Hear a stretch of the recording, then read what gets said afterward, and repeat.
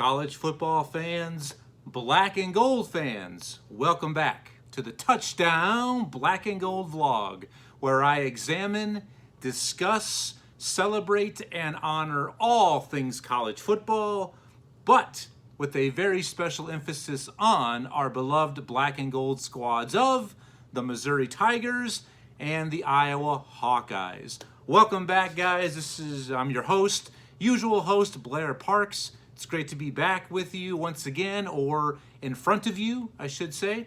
And as you can tell by what I am cloaked in, which is I am done up in my game day garb. And if you have been a previous viewer, subscriber of the Touchdown Black and Gold vlog, just like Flava Flav, you know what time it is. That's right, it can only mean my weekly preview and picks episode, and that's what I've got on tap for you today.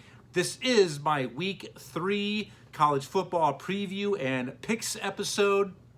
It's great to be here. Wow, what a great couple weeks we've had so far in the college football universe. It's already begun. We've had chaos. We've had parity. We've had upsets that define programs, memories that will last as they get passed on from generation to generation. This early in the season, that is correct. Ragnarok has already begun. And before I say any more, I just want to thank you all, the viewers of the channel, and give my thanks, my gratitude for all that you've done. The channel is becoming an excellent success. I mean, there's a lot of momentum. Everything is trending in the right direction, being up, views, likes, rates, shares, comments, and subscriptions. Thanks to you. It's an absolute pleasure. It's all for your benefit. Thank you for giving me your time and attention and support to be here with you, sharing my love and passion for college football. But as always, I could use a few more subscribers, so I need your help. Black and Gold family, all of you college football fans alike, get the word out there. Spread it to your fellow fans, your friends, your family. Let them know. Tell them to check it out. And I love all the comments. They are always encouraged and welcomed here on the Touchdown Black and Gold vlog. But I need your help. And I'll give you one last plea. Like the great Thornton Mellon was asked by the diving coach from the Immortal Classic, back to school. That's right, Rodney Dangerfield being called out of the crowd by the diving coach. Mellon, I need you. Get your suit on. We need you, Mellon. I need your help. So please, thank you for all that you've done and all that you will continue to do for the Touchdown Black and Gold vlog. This week, there's not really a lot of matchups that just pop out, and there's not. But I think this is actually going to be the most competitive week of college football that we've had yet. I mean, there's very few matchups of good versus good, rated versus ranked team. There's very, very few conference games. But what we have this week, there are so many excellent games under the radar. We have several matchups of Power 5 teams versus non-Power 5 opponents. And some of those are going to be uber competitive and close. And we also have several big-time matchups. The upper echelon from the FCS level of Division I football are taking on some Power 5 teams in their houses, at their home stadium. So a lot of good football is going to be played this weekend. There is no doubt about it. And coming into last week, if you watched last week's preview and picks episode, I did state that the Big 12 had the most to gain from Week 2. They did fall a little bit short. They could not pick up the torch or answer the bell, but we definitely saw the Sun Belt Conference rose to the occasion, stole the spotlight. They were the conference of the week last week, and believe it or not, if they can win just a handful of these, or the majority, or even all, it's absolutely undebatable, the FCS actually has the chance to rise to the occasion and deliver the biggest statement and make the biggest splash yet, even compared with all the madness we saw last week. So what's on tap for the show today? Kind of the same format. First of all, I'll be giving you my updated Heisman Trophy race as far as the candidates that are on my short list. And this week I have added a couple and I've removed 2 in their place. So week by week I give you an update of, hey, here's the main contenders for the Heisman Trophy at the end of the regular season. Then I'm going to do my sound off segment, which I really loved this segment last week, and I did switch this up. Last week I did this at the end of the pick segment. I'm going to do that now before we get into trap games, picks, and the preview itself. So after the Heisman Trophy update will be my sound off. Then everyone's favorite segment, I'll move into my trap games. That's right, Admiral Akbar is in the building. He will be here shortly. Just hang on for that. I'm going to give you a list of some teams that absolutely are on alert or should be on alert this week here in week 3. And then we'll move into, at the same time, simultaneously, the big matchups, previews, and picks. And today begins the official second annual guest picker tournament here in the Touchdown Black and Gold vlog. Last year, my friend Brett brought home the trophy. So the first entrant in this year's guest picker tournament will be my better half, my brother. You saw him on a couple of previous episodes. You know, he got the Julius, the Arnold Schwarzenegger. I came out as the Danny DeVito, the Vincent. It's okay. I got nothing but love for you, brother. He's going to be kicking that off because tomorrow is his birthday. So we'll see how my brother and I's picks jive. Do we agree? Do we disagree? You definitely want to stay tuned for that.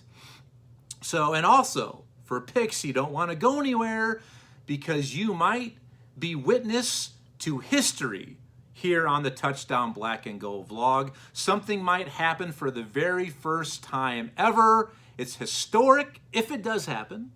I want you to be able to say decades from now, I saw it, I heard it, I was there. So stay tuned, especially for this week's pick segment.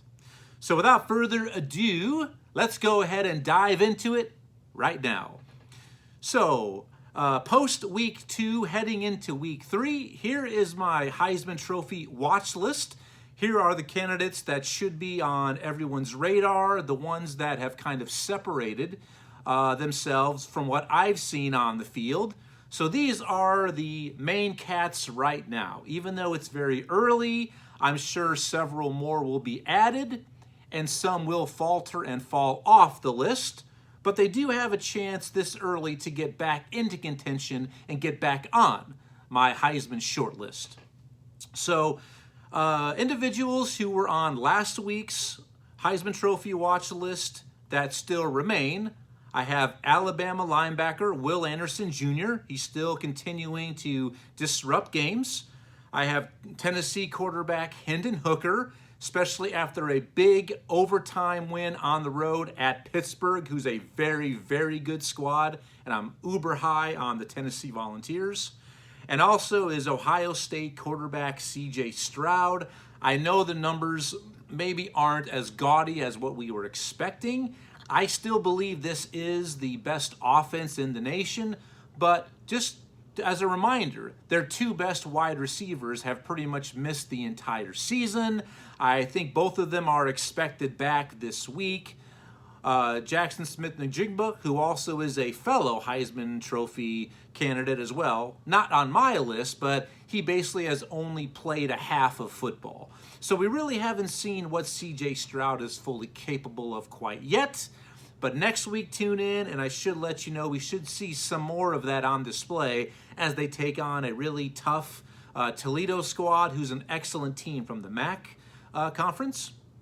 Now, dropped from last week's list, he was on it. He was hotter than Texas chili at one point after their upset at home against number 7 Utah. I've dropped Florida quarterback Anthony Richardson from my short list. definitely was non-existent in Florida's loss at home to Kentucky, which was a big upset. Maybe he can get back on the list, but could have maybe just been a hot pick of the week, like Somerset, I believe he said in 7. You're a flavor of the week. You're a T-shirt. So that's really what this could be. So he's dropped from the list. Also dropped from my short list is Ohio State running back Travion Henderson. The numbers just haven't been quite there, but he absolutely will have his chances to get back on my short list. So I've added 2 more individuals based on their accolades and performances past week 2. Officially on my list now is USC quarterback Caleb Williams. I mean, he is the head of composer of USC's offense, and he is just like a maestro out there on the West Coast leading this offense. His completion percentage and completion per touchdown rate is remarkable. So welcome Caleb Williams officially to my short list. And also last week, everybody forgot about Dre. I did not forget about him, but welcome to the list is defending Heisman Trophy winner and Alabama quarterback Bryce Young. When they needed him last week, in trouble in Austin against Texas, he came up big. Alabama and Bryce Young continue just to do what they do. So those 2 individuals are now added. So moving into next week, I've got 5 individuals on my Heisman Trophy short list. So once again, I always welcome and encourage any comments, likes, shares. Please subscribe. Click the subscribe button. Let me know what you think of my short list. Do you agree? Disagree? Should I remove this person? Add this person from your favorite team? Let me know. Next segment is a newer segment this season to the Touchdown Black and Gold vlog. It's only my second one. This is my sound off segment, and this is something to where I put 3 minutes on my clock, and I will just lament and speak my mind. I do whatever I can to keep this channel PG-13 or less. So I'll check myself before I wreck myself. It could be a team, an individual player, a unit, a coach, a fan base, and it could be something that's either positive or negative. Last week I had to sound off on Penn State fans and the program's response to the 10-year anniversary of the penalties that were launched against them following the Jerry Sandusky sex scandal there in Happy Valley. This week, the sound off is going to be a little bit more mellow. And if you watched earlier this week, I teased during my week 2 review and recap episode, I was going to sound off on Texas A&M, the Aggie program, and especially their head football coach, the $10 million man, Jimbo Fisher. But I'm going to wait at least 1 more week for that. So upon further review, my sound off today deals with the upcoming games for our beloved black and gold squads of Missouri and Iowa. So let's go ahead and start the time now. Black and gold fans, this weekend, unite, rally around, cheer, and really enjoy your black and golds on the field. And here's why. And embrace our teams. Here's why. Don't take the upcoming games this weekend for granted or likely. All right. Now, they're both playing opponents that they should defeat. I mean, Missouri hosts FCS Abilene Christian. Iowa hosts a night game against Nevada as a 23-point favorite. That's right. That's absolutely ludicrous. I don't see their offense scoring 23 points, but that's beside the point. Because take these games fully in. I expect victories from both, okay? And they need to be victories, okay? Take these games fully in, enjoy them while you can. I mean, sit on your favorite recliner, your couch, with your cold beverage of choice, your favorite game day snack or meal. Hold your wife, your husband, your children close, and really enjoy it. Because this is what I'm totally getting at here. It is conceivable, it's absolutely possible that after this week, if they do win, and they should and need to both win, we may not see them win another game, period, the rest of the season, or at least not for a matter of weeks. I think moving forward, Missouri would have the better chance of winning a game. At least they have something that resembles an offense. Even though it is very young, it's still coming together. They just have a lot of young pieces at very pivotal positions in their offense. But I think it's just going to take a little bit more time. Iowa has absolutely no offense. It's just not even existent, inept, anemic. But they have the best unit of the two teams in their defense and their special teams, if you include that in defense, as I do. But Missouri plays near the end of the season New Mexico State and the Fighting Jerry Kills. So that is going to be a win. New Mexico State, the other Aggies, they are absolutely horrid. And I really don't see any other victories on Iowa's schedule if their offense continues to play the way they have throughout the first 2 weeks. I mean, the only teams on their schedule I think they might have a chance to beat as of now would be Rutgers and Illinois, but both of those games are on the road. So this could be the last time we see our black and golds taste victory the rest of the season or for a very, very long time. And I'm not being overly emotional or Mr. Pessimist. I'm not angry. I'm just being, the fan who identifies what is going on. So please enjoy it. Take it in, and do not take it for granted. Treat the upcoming games this weekend as the last games of the year, because in a way they could be exactly that. Especially in the SEC East, Vandy is much more difficult of a game now than I anticipated. I don't have a very good read on South Carolina or Auburn yet.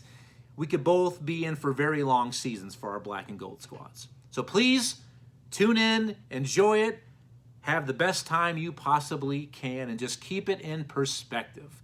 Thank you. Time's up. I went over, but it's all good.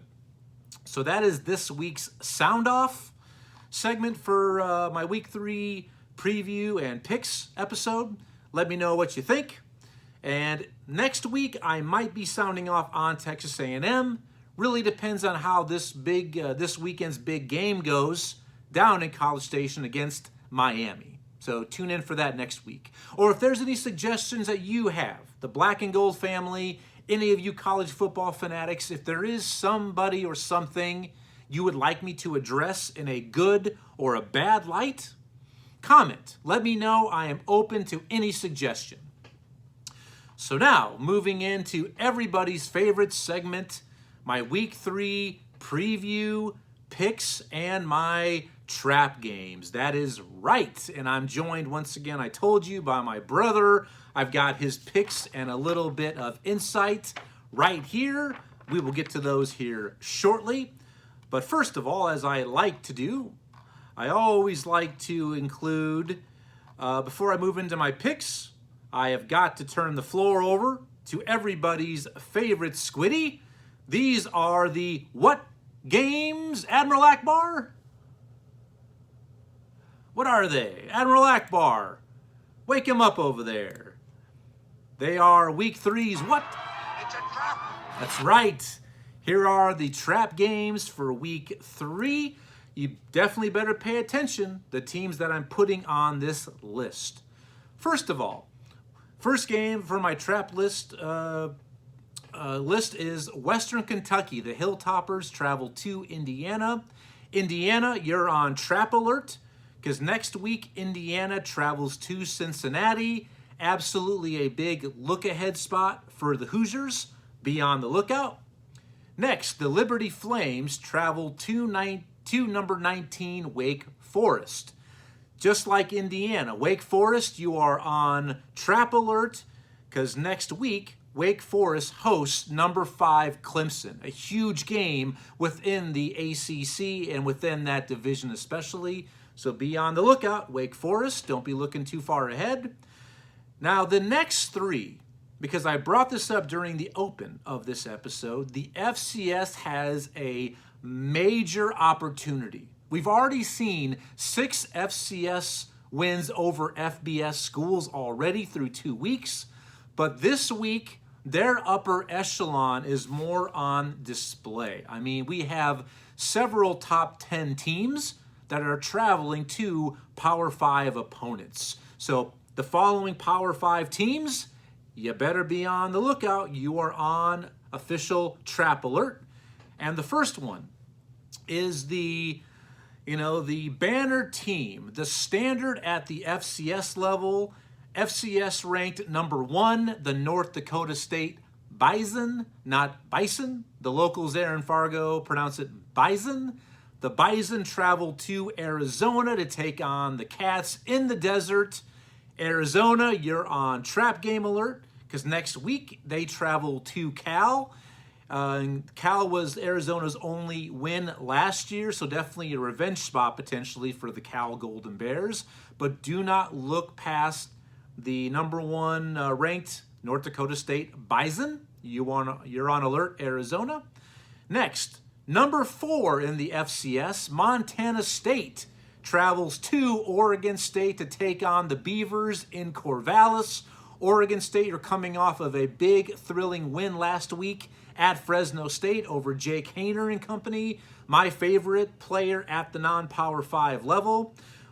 Definitely a look-ahead potential. Oregon State hosts number 7 USC next week. Don't be caught looking ahead. The Montana State football squad is legitimate. They did make the FCS championship game last year, so you're definitely on trap alert, Oregon State.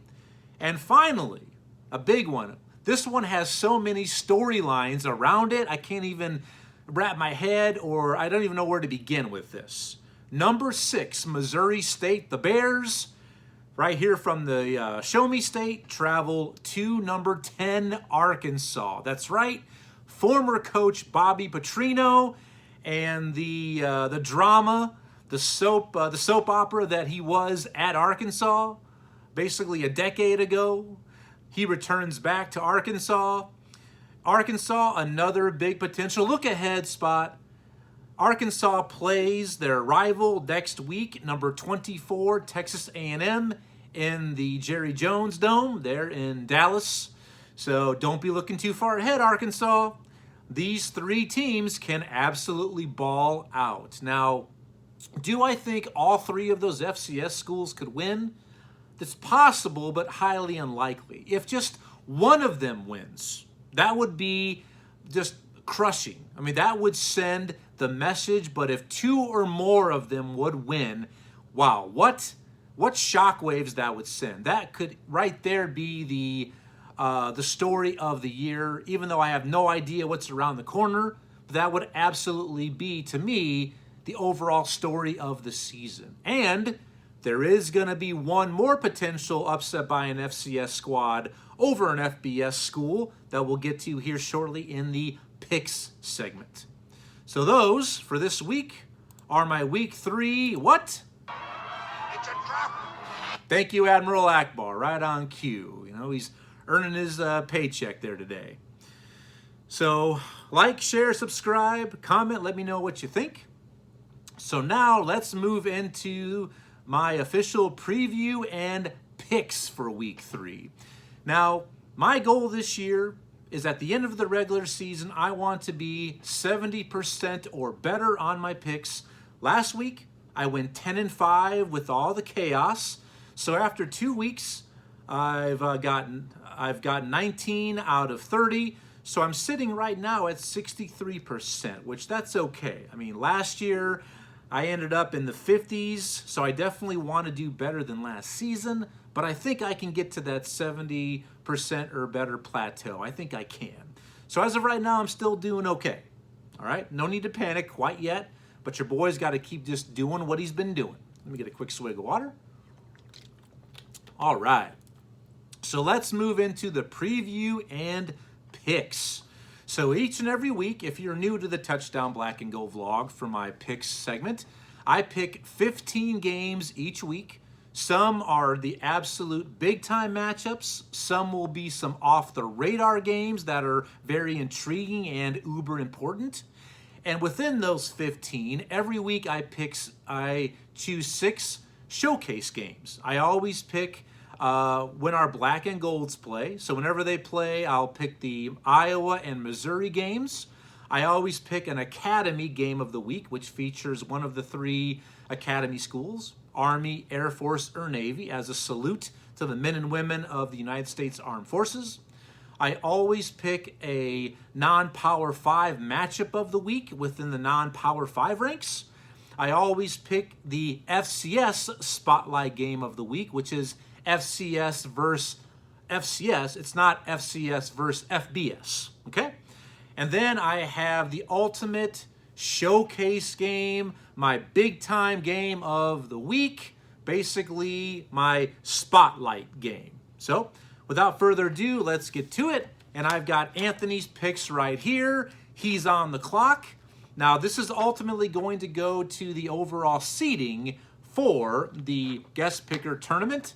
And next week, I've been told the champion will return. Brett will try his luck next week in the week 4 portion segment of picks next week. So without further ado, let's get it. The first game I chose this week is a Big Ten ACC matchup. Purdue travels to Syracuse. Love these schools. I mean, Purdue's looking really, really hot with my guy, former Iowa wide receiver and return man, Charlie Jones. Syracuse off to a very impressive 2-0 start. Coach Dino Babers needed this. He is a coach really, really on the hot seat. And they've looked much better than expected, has the orange of Syracuse. So let's start off with Anthony. How does he see this game playing out? Anthony says, new offensive coordinator Robert Ainey from Virginia has figured out how to maximize the output from holdover quarterback Garrett Schrader while leaning on star running back Sean Tucker. And that's one thing Syracuse can do. They have a big-time, game-changing time of possession running back in Sean Tucker. He says the Cuse is scoring 4.24 points per possession and is balanced, a concept Purdue cares nothing about, which they did show that in that ugly Week 1 loss late against Penn State. So I get what you're saying, brother. So Anthony says, because of that, give me the orange. Anthony's taking Syracuse. Me, I think Purdue, he's right. Syracuse has a running back that can control time of possession, control the pace of this game. Purdue doesn't really have that. They don't. Their defense is still one of the Achilles heel of this team, but I think they've just got way too much firepower. It's indoors, so we have a disagreement. I'm taking Purdue. Boiler up. Go Big Ten. So next game up. Definitely a game that's lost maybe a little bit of sizzle, or depending on your perspective, it's gained a little bit since Sunday morning when, no shock, no surprise, Nebraska, fired Coach Scott Frost. They really had no choice. Their hand was forced after Nebraska lost at home to Georgia Southern of the Sun Belt. And in that game actually gave up a record number of yards in Memorial Stadium. All the games played at Memorial. Oklahoma, Texas, Notre Dame going there. I mean, all of these big-time games they've had. Nobody has ever put up that many yards. I think I said yards, not points a little bit ago. But if I said points, my apologies. I meant to say yards. Nebraska gave up over 600 yards to Georgia Southern. So with Scott Frost being gone, it's lost a little bit of the storyline, but maybe it's added to it. So how I see this game playing out, Nebraska's offense is not the problem. They can score. I think Nebraska can actually score with anybody in Division I college football. But the problem is their defense. They cannot stop anyone. They can't. And Oklahoma, I think they have a much better defense than Nebraska. I don't think their offense is better. This game is going to be highly contested. Can Nebraska rally around each other, their coaching staff, their fans, avoid all of the distraction, the noise from the fallout of Scott Frost leaving. I don't know. I think the better balanced team wins, even though Nebraska almost defeated them last year in Norman. I think in a very close game, I'm taking the Oklahoma Sooners. Let's see what Anthony thinks. Anthony says, not much to say here. Kind of like Pedro from Napoleon Dynamite. I don't have much to say. Not much to say here for my brother. Anthony says Oklahoma is good. Nebraska is being fed confidence. I'll take Oklahoma. So we both like the Sooners. Next game up. Wow. What a weekend it was last week for the Sun Belt. Let's see if they can keep that momentum. Third game, the South Alabama Jaguars, who are undefeated in the within the Sun Belt Conference, travel out west to play UCLA in the Rose Bowl. Let's see what Anthony thinks about this game. He says, okay, well, we all know that the Fun Belt won college football last week, but I really like this UCLA team. However, there's always a however, it seems like. I do not expect the Bruins to average 5.8 yards per carry against a stingy rush defense, and I am nothing if not patriotic. Who dares picks against America? USA, USA, USA. He'll take the Jags to get the 3-0, the University of South Alabama. What a patriot indeed. Hopefully you all got that there. For me, I think we're actually on the same page. This UCLA squad has played cupcakes. They have not been challenged. The Sun Belt has all the momentum. I think this way, hey, until somebody beats them, another conference puts them in their place, I can't go against them. So I'm also taking the Jaguars of South Alabama. Next game, big time matchup, Big Ten SEC. Number 22 Penn State travels to Auburn down on the plains. The return game from last year. Penn State won in Happy Valley. This game, Penn State, I think, is the better team. They've had a tough game, grind through that Purdue matchup. I do believe in Sean Clifford. I think he is a gamer. But strange things happen down there on the plains inside Jordan-Hare. I think this could be another potential Auburn-like performance. Look mediocre, average 1 week, look really good the next, kind of like last year when they should have defeated Alabama in the Iron Bowl. I think it's just going to be one of these type of days. I think just weird things happen. I think not Alabama. Hate to insult you there, Auburn fans, calling you your in-state arch rival. My apologies. No disrespect, like Paulie Walnuts would say. But I think Auburn rises to the occasion. They get it done. War Eagle, I'm taking Auburn at home over Penn State. Anthony says, for this game, I expect Manny Diaz to have his fingerprints all over this game, as of do I. Auburn has a nice rushing attack headlined by Clayton Tank Bigsby and Jasper. No, wait. Make that Tank Bigsby and Jarquez Hunter. Either way, I expect Penn State to stack the box and force the Tigers' shaky quarterback, TJ Finley, to beat them. Diaz will dial up the pressure, and the Nittany Lions will escape with a 3-point victory. So Anthony, he's taking the Lions down on the plains. So we have another disagreement. Fifth game up, awesome game. I love this game.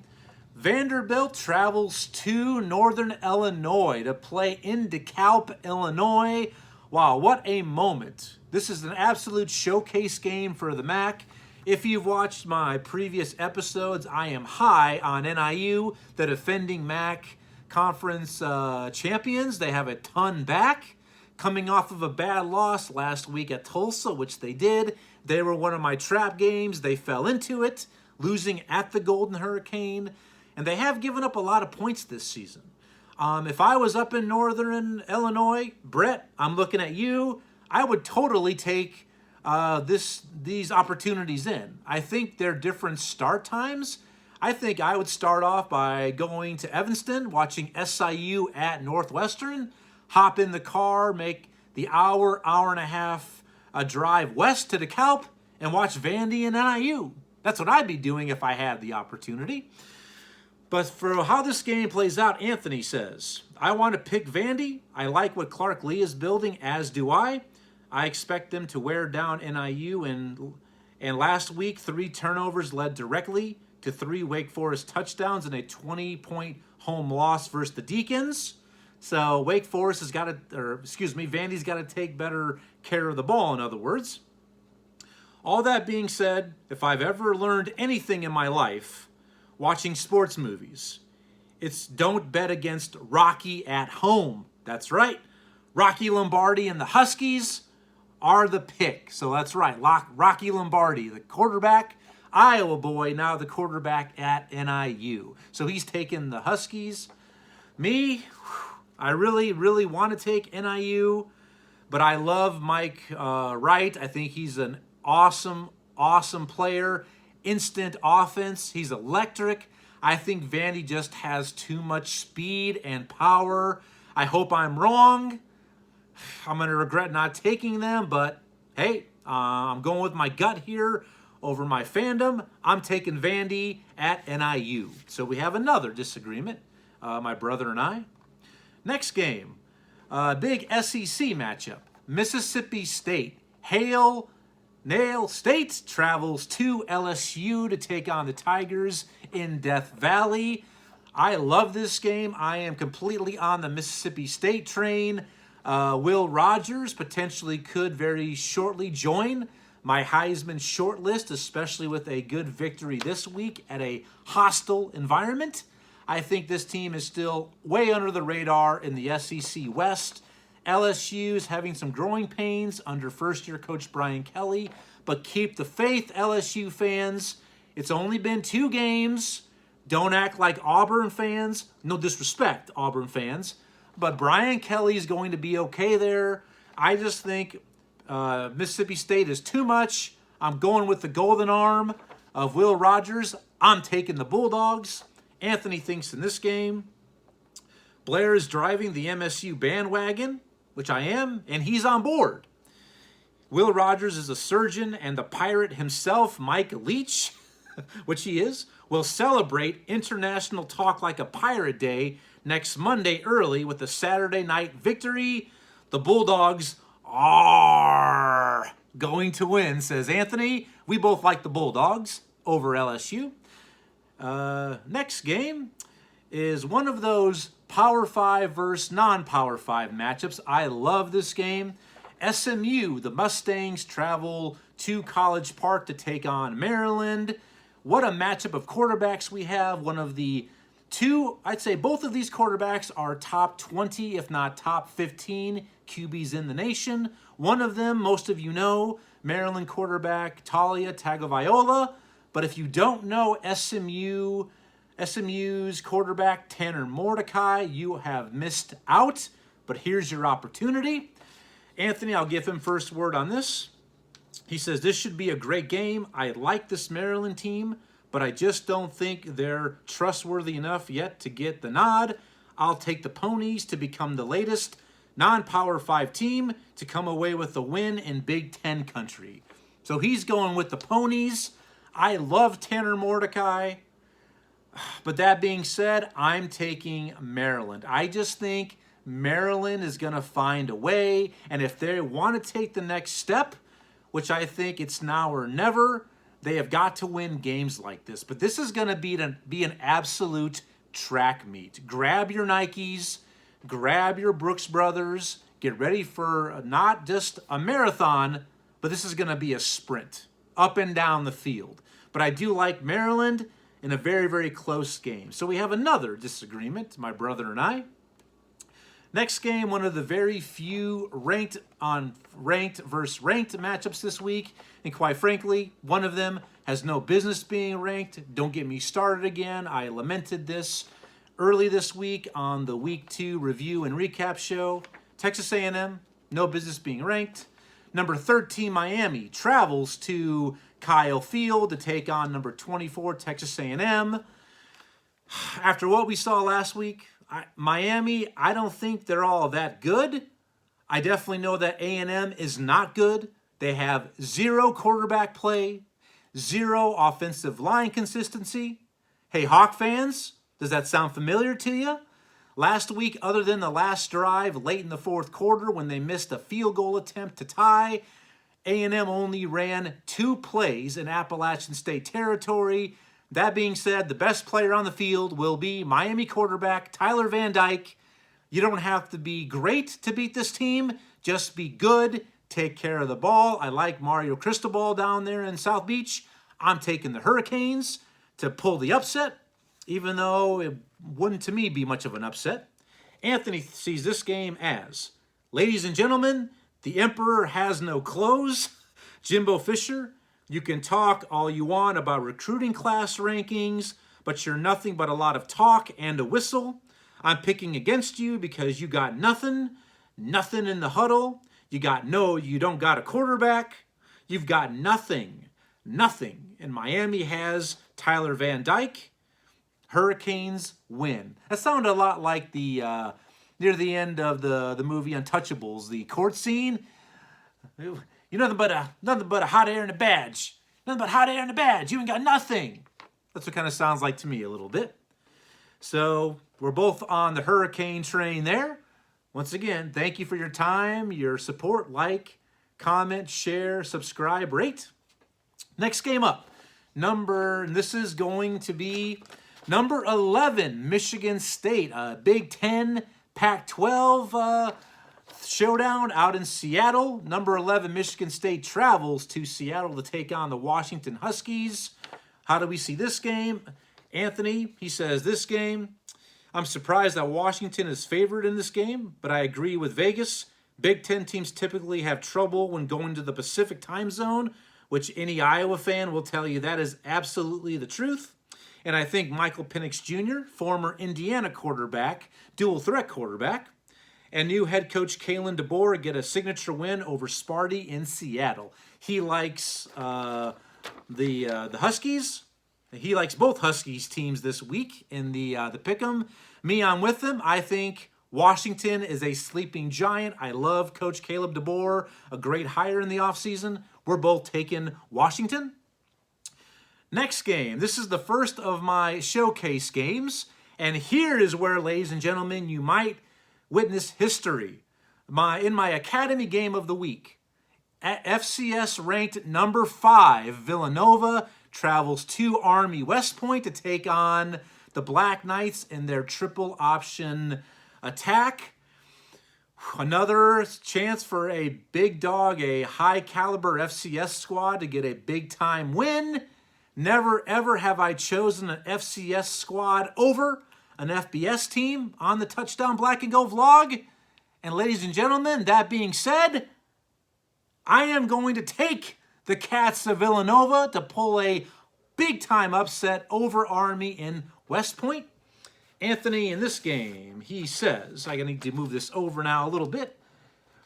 He says, Army, after 2 crushing losses on the road in overtime, which losses on the road to the Chanticleers and home against UTSA. That's right, one of those games was an overtime loss in West Point, New York. Anthony says, what we got here? In OT, the Black Knights taste victory for the first time this season over highly rated FCS contender Villanova. So Anthony likes Army to march on, so we have ourselves another disagreement. And we will see come Saturday night who's on top here. So the next showcase game is my non-Power 5 matchup game of the week, and I have to reward them. The Sun Belt, you deserve it. Bask in this for as long as you can. Game day is going to be in Boone, North Carolina for the first time.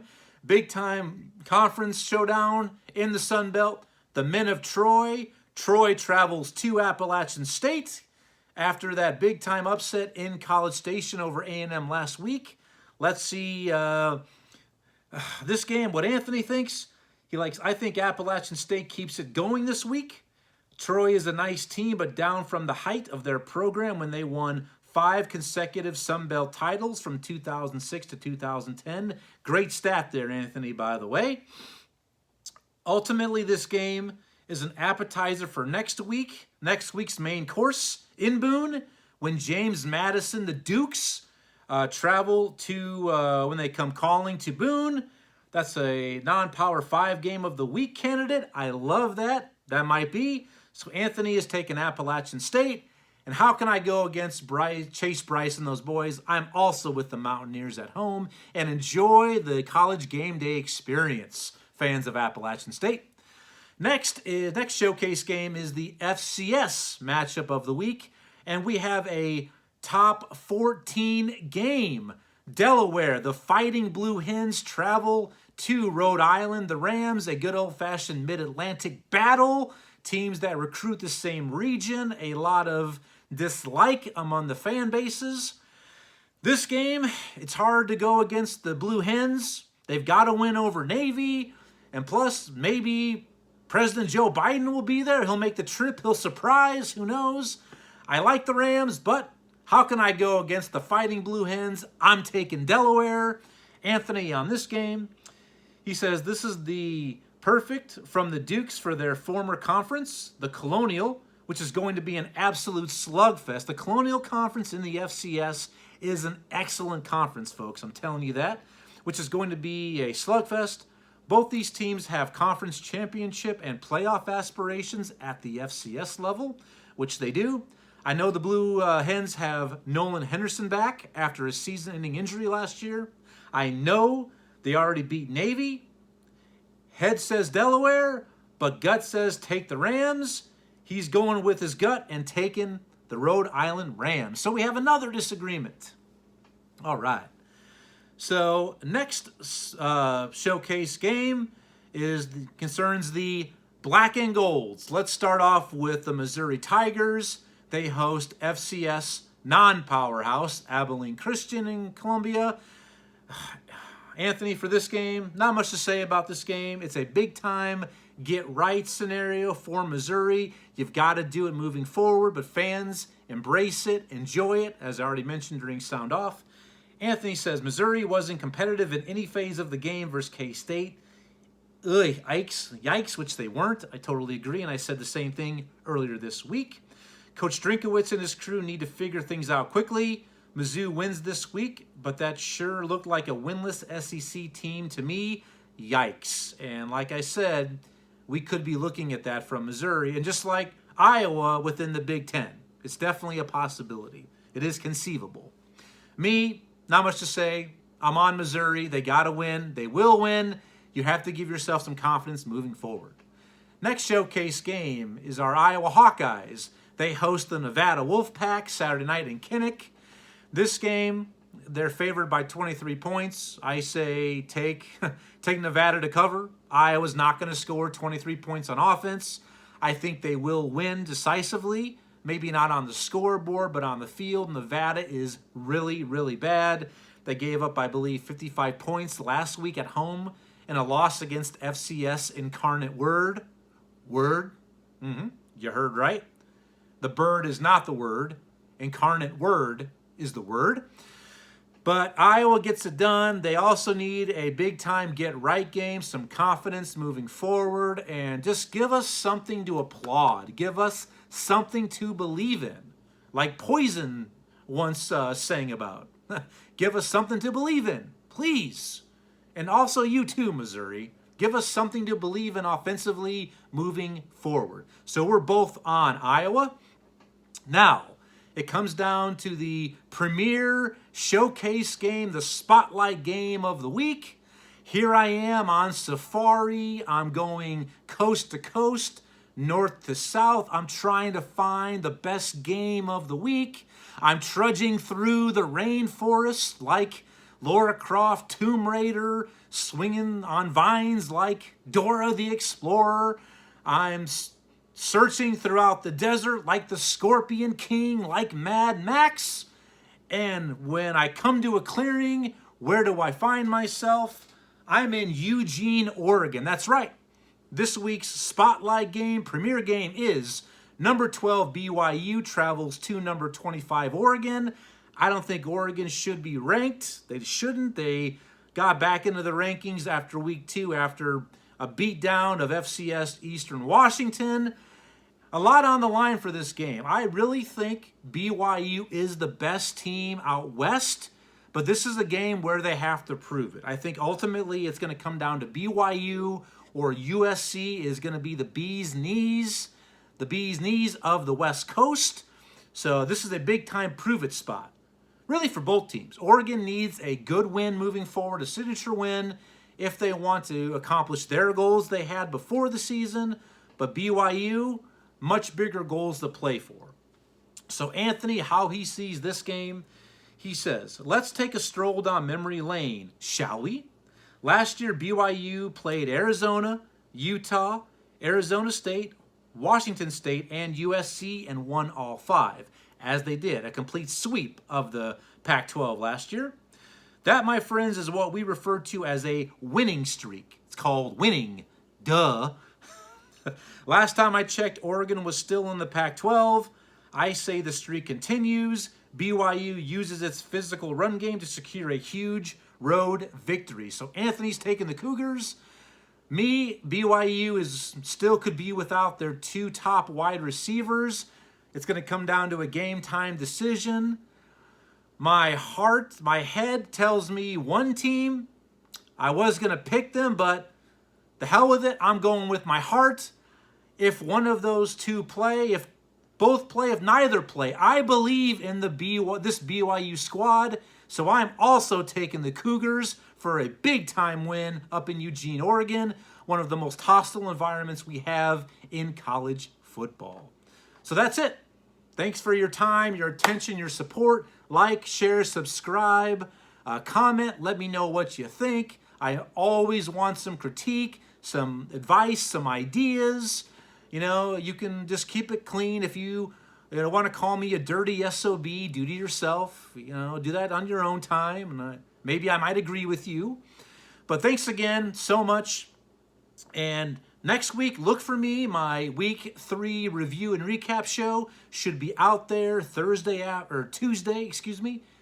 afternoon or Tuesday evening. Until then, enjoy the rest of your week, the weekend, the football. Look for that episode once again on Tuesday. And once again, happiest of all birthdays to my brother Anthony. Have a great day. Love you. Miss you. Hopefully I'll see you soon. And as I always say each and every week, peace, progress, prosperity. Thanks again. Like, rate, subscribe, share. I need you. Melon, we need you. Until next week, thank you for joining me on this episode of the Touchdown Black and Gold Vlog. We'll see you then. Bye-bye.